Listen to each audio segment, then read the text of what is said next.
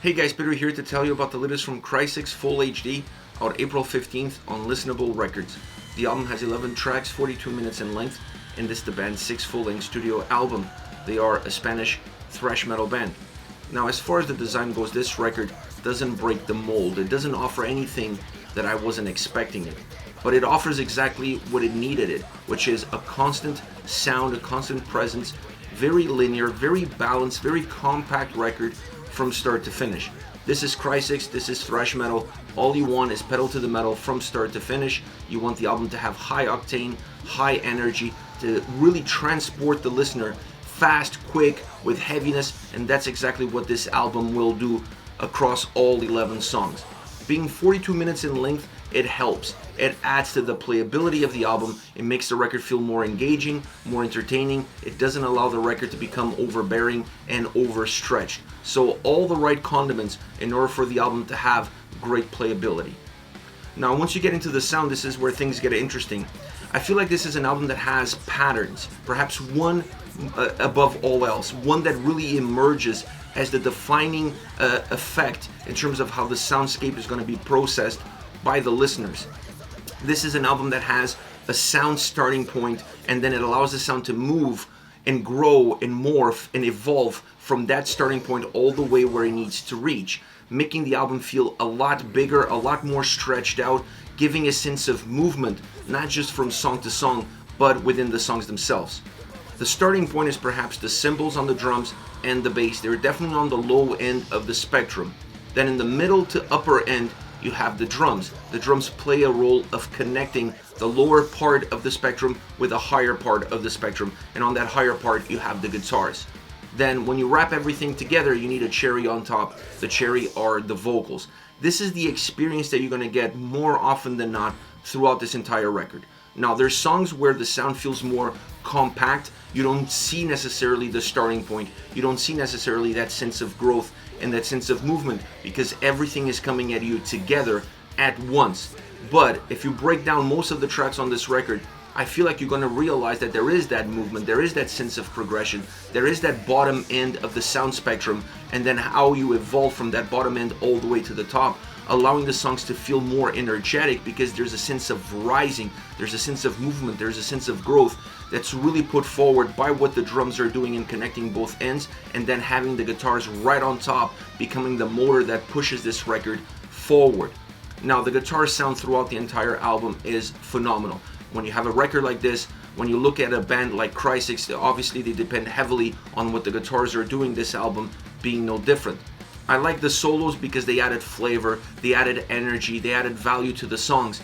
But the riffage, the chunkiness of the sound, the grit that exists on this album really brings a more organic feel to a studio record. It almost sounds like a live recording more so because it's not as polished, it's not as clean. There is a lot of grit, there is a lot of dirt in the heaviness, in the sound of the guitars, but it matches the intensity of this album through and through. Now, when you look at the bass is creating that bottom end of the spectrum, but it also creates a lot of groove throughout this album. And in the songs where the overall soundscape is more compact, is more as one, the bass is really the glue that's holding it all together, not allowing it to break apart. So while perhaps not having a predominant role in terms of your perception of the soundscape, it plays a very important one because it allows some tracks to have a beginning and it allows some tracks to have consistency.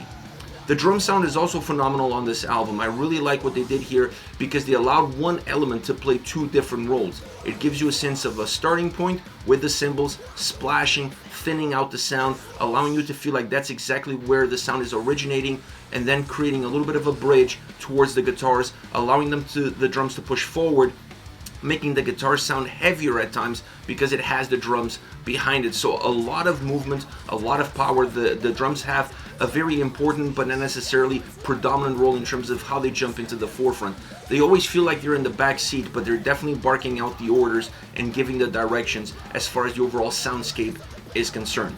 Now, vocally, the album is very aggressive, it's very volatile, it's very dynamic, and that's exactly what you needed from a record like this. It doesn't have necessarily just this one-size-fits-all tone approach, delivery from beginning to end.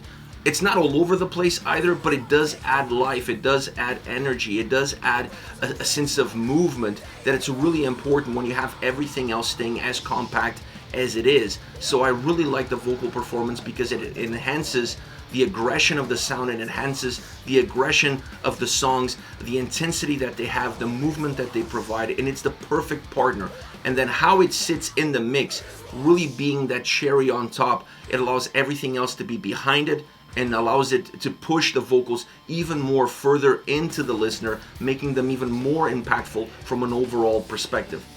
All around, this album is outstanding. One of the thrash metal albums of 2022 without a shadow of a doubt. It has all the right attributes. It has that linear feel, that linear construction, very compact approach. 42 minutes, you really don't want to go too high above that. You want to stay around the 38 to 45 minute mark. So it adds that to the picture. It has great sound. It has that movement, not just from song to song, but movement within the songs themselves, offering patterns, breaking those patterns, offering more compact approach, less compact approach, but still having grit, still having drive, still having heaviness. It's a great album all around from a soundscape perspective and from what it gives in terms of the feeling that it provides. Feeling very organic, very live, a live record recorded in the studio, perhaps the best way to describe it.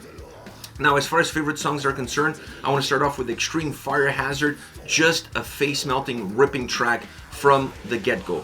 I also love the bass on this track, perhaps one of the tracks where the bass plays multiple roles in terms of having a little bit of a starting point for the sound, but also gluing the sound together when the overall volume becomes more as one.